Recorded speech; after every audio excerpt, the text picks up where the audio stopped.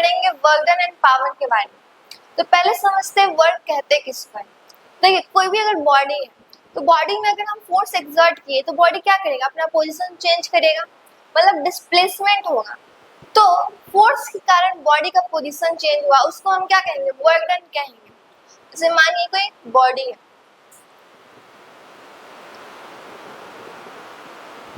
ठीक है, और इस पे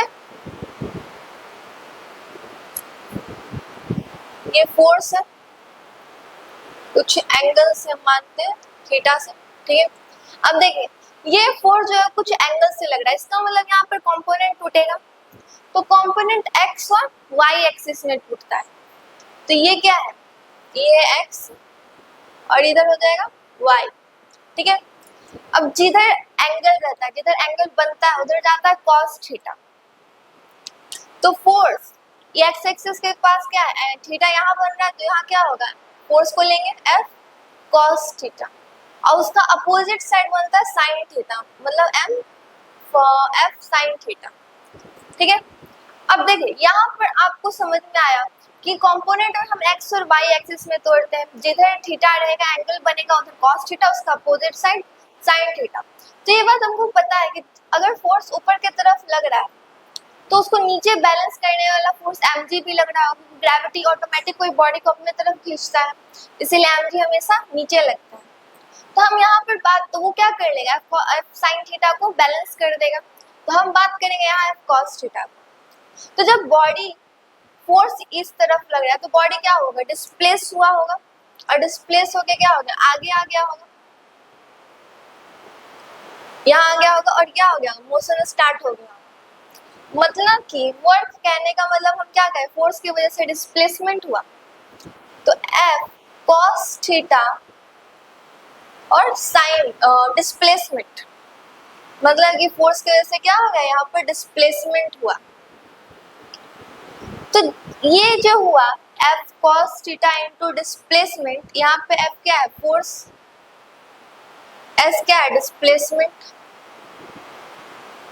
तो ऐसा हम लोग पढ़े थे वेक्टर में कि जब भी cos थीटा होता है ना जहाँ पर, वहां पर डॉट प्रोडक्ट लगता है, मतलब कि ये सीधा क्या बन जाएगा, F डॉट S। ये क्या बन गया, फॉर्मूला बन गया वर्क का, और ये क्या हो गया, डॉट प्रोडक्ट। और डॉट प्रोडक्ट का जो भी प्रोडक्ट निकलता है वो होता है स्केलर, इसीलिए वर्क का जो भी हम बोलते हैं ना वो होता है स्केलर क्वांटिटी। तो ये सब चीज को हम जो लिंक करके बता रहे उसको याद रखिएगा, ठीक है। तो यहाँ तक आपको समझ में आया कि वर्क का फॉर्मूला क्या कैसे आया, और अगर क्वेश्चन एंगल पे पूछ दे तो हम कैसे इसको सॉल्व करें, तो इतना तो समझ में आ गया। पर वर्क को हम मेजर कैसे करते हैं, पता कैसे चलेगा क्वेश्चन में वर्क दिया हुआ है कि नहीं, तो उसके लिए हम यूज करते हैं ऐसा यूनिट जो होता है वर्क का, वो होता है जूल, ठीक है। और जैसे कि फॉर्मूला से पता है वर्क इक्वल टू क्या होता है, एफ एस कॉस थीटा। तो कॉस थीटा तो एंगल है, थीटा है, तो इसमें जो ये थीटा बनता है ना, ये जो है थीटा का मतलब ये एंगल जो बन रहा है ये बिटवीन होता है, किसके बिटवीन बनेगा, फोर्स एंड डिस्प्लेसमेंट के, ठीक है। मतलब कि हम जो ये थीटा लेंगे कॉस की जगह बैठाएंगे, वो थीटा हमेशा फोर्स और डिस्प्लेसमेंट के बीच का एंगल होगा, इसीलिए याद रखिएगा इस बात को, ठीक है। अब देखिए क्योंकि फोर्स का यूनिट क्या होता है, न्यूटन, और डिस्प्लेसमेंट क्या होता है, मीटर, तो हम लोग, और वर्क का क्या होता है, जूल, तो हम लोग ऐसा भी बोल सकते हैं कि 1 जूल में 1 न्यूटन और 1 मीटर होता है। और न्यूटन फोर्स इसका तो न्यूटन होता है, तो न्यूटन बाद में जाके फोर्स किस में टूट जाता है, एमए में। तो इसका मतलब हम लोग यहाँ पे क्या लिख सकते हैं,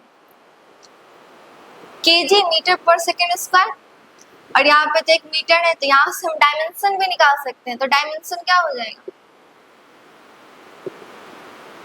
डायमेंशन एमएलटी के फॉर्म में जाएगा।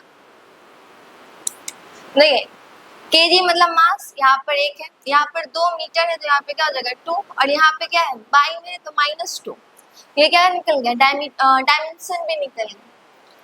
और कभी कभी एग्जाम में पूछता है कि 1 जूल में कितना है, तो 1 जूल में 10 का पावर 7 याद रखिएगा कितना, तो 1 जूल में 10 का पावर 7, ठीक है। तो ये हम आपको भी बेसिक बताए वर्क का फॉर्मूला, क्वांटिटी और डायमेंशन। अब हम बताएंगे वर्क का 3 नेचर होता है, वो पॉजिटिव, निगेटिव और जीरो। कब शो करेगा, तब तक आप इसको नोट डाउन कर लीजिए। अब तक हम लोग पढ़ लिए वर्क क्या होता है। अब हम लोग पढ़ते हैं कि वर्क पॉजिटिव, निगेटिव और जीरो कब कब होगा। तो पहला केस देखते हैं जिसमें वर्क क्या होगा, पॉजिटिव।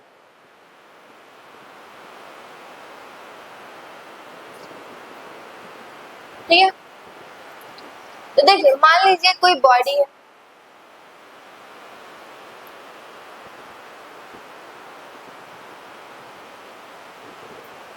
कोई बॉडी, ठीक है। तो ये बॉडी पे हम फोर्स लगाएं, ये बॉडी पे हम फोर्स लगाएं, तो ये फोर्स लगाए तो ये बॉडी क्या कर गया होगा, डिस्प्लेस कर गया होगा और यहाँ से वो यहाँ आ गया।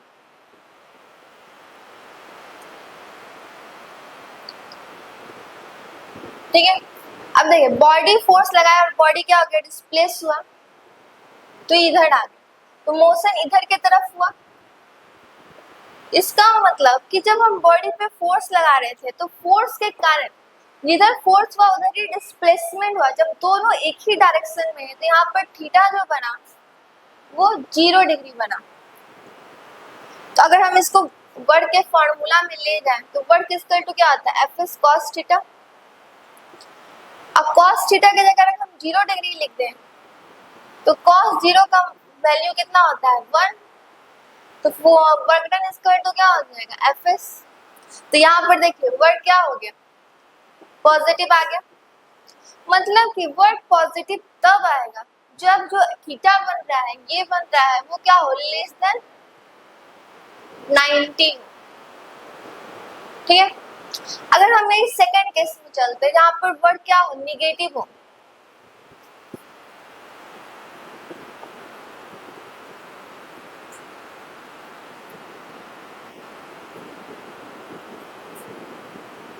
वर्क निगेटिव हो, तो मान लीजिए कोई बॉडी है,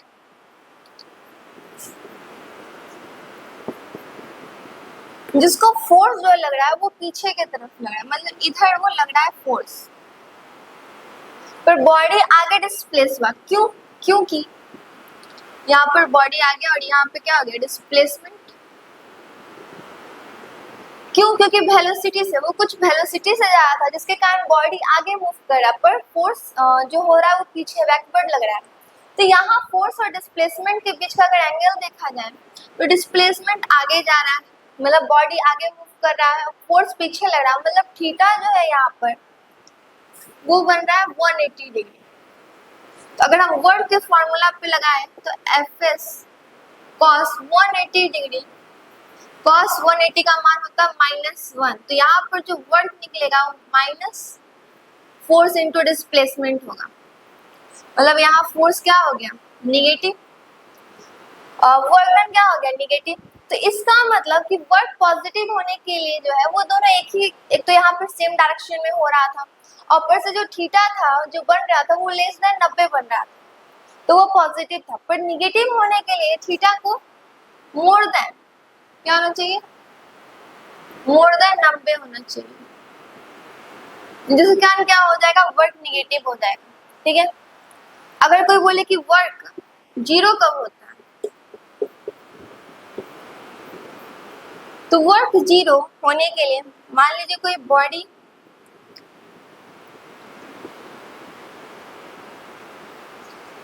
ठीक है, वर्क ये कोई रखा हुआ है बॉडी जिसमें क्या हो रहा है, वर्क फोर्स जो है वो ऊपर की तरफ लग रहा है, पर जो डिस्प्लेसमेंट है वो इधर की तरफ हो रहा है, बॉडी आगे मूव कर रहा है वेलोसिटी के कारण। ठीक है, तो इसमें जो फोर्स और डिस्प्लेसमेंट के बीच का एंगल बनेगा वो 90 डिग्री बनेगा। तो जिसके कारण क्या होगा, अगर हम वर्क के फॉर्मूला में जाएंगे तो एफ एस कॉस 90, कॉस 90 का मान होता है 0, तो वर्क ही क्या हो गया, पूरा का पूरा 0। ठीक है, तो हम आपको 3 केस बताएं, पहला तो पॉजिटिव, निगेटिव और 0। तो जीरो केस में तो ये क्या होना चाहिए, 90 डिग्री ना, मतलब कि 90 डिग्री बनना चाहिए, जो कि राइट एंगल हम लोग बोलते हैं मेनली। तो ये हो जाएगा जीरो। अगर हम बात करें निगेटिव का कोई एग्जांपल, तो फ्रिक्शनल फोर्स जो भी देखते हैं वो बॉडी आगे मूव करता है, पर जो फोर्स लगता है वो पीछे लगता है। फ्रिक्शनल फोर्स में क्या होता है, बॉडी हम लोग आगे चलते हैं पर फोर्स पीछे फ्रिक्शनल फोर्स लगकर बॉडी को बैलेंस करता है। तो निगेटिव का आप वहाँ एग्जांपल ले सकते हैं, ठीक है। तो ये हम आपको पता है कि कौन से केस में पॉजिटिव, निगेटिव और जीरो होगा, तो आप इतना को नोट डाउन कर लीजिए और जो इंपॉर्टेंट बात लगा है उसमें स्टार मार्किंग कर लीजिएगा, ठीक है। अभी तक हम लोग पढ़े वर्क डन के बारे में, वर्क डन क्या होता है, यूनिट क्या है, पॉजिटिव, निगेटिव, जीरो कब होगा। अब हम लोग पढ़ेंगे पावर के बारे में। तो पावर क्या होता है, पावर का मतलब होता है कि rate of doing work done. Power का मतलब क्या होता है, rate of doing work done, मतलब कि जो वर्क टाइम के रिस्पेक्ट में किया जाए वो क्या बन जाएगा, पावर। तो पावर रेट का मतलब क्या होगा, 1/टाइम इनटू वर्क डन। तो पावर इक्वल टू क्या होगा, वर्क डन बटा टाइम, ठीक है। तो हम लोग आगे पढ़ेंगे कि वर्क डन और एनर्जी जो है वो सेम होता है। सेम कहने का मतलब कि जितना हम एनर्जी कंज्यूम करेंगे उतना ही ना हम वर्क कर पाएंगे। अगर मान लीजिए कोई मशीन का बात करें तो जितना वो एनर्जी कंज्यूम करता है उतना क्या करता है, वर्क करता है और उतना उसका पावर होता है। तो वर्क डन जो है वो इक्वल होता है एनर्जी के, मतलब जितना एनर्जी कंज्यूम किया गया।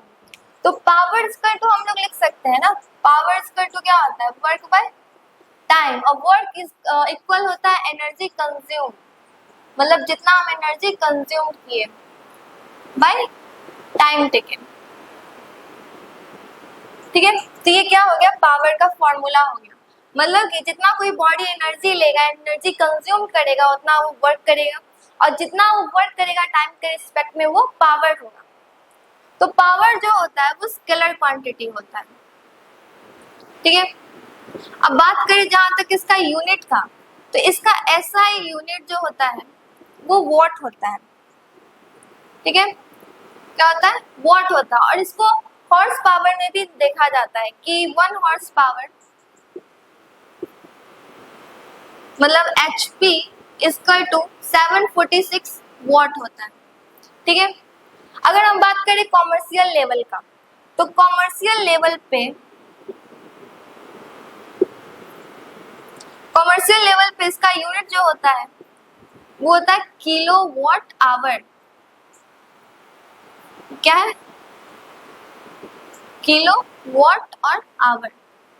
तो पूछेगा क्वेश्चन में कि 1 किलोवाट आवर में कितना जूल, तो 3.6 इंटू 10⁻6 जूल, ठीक है।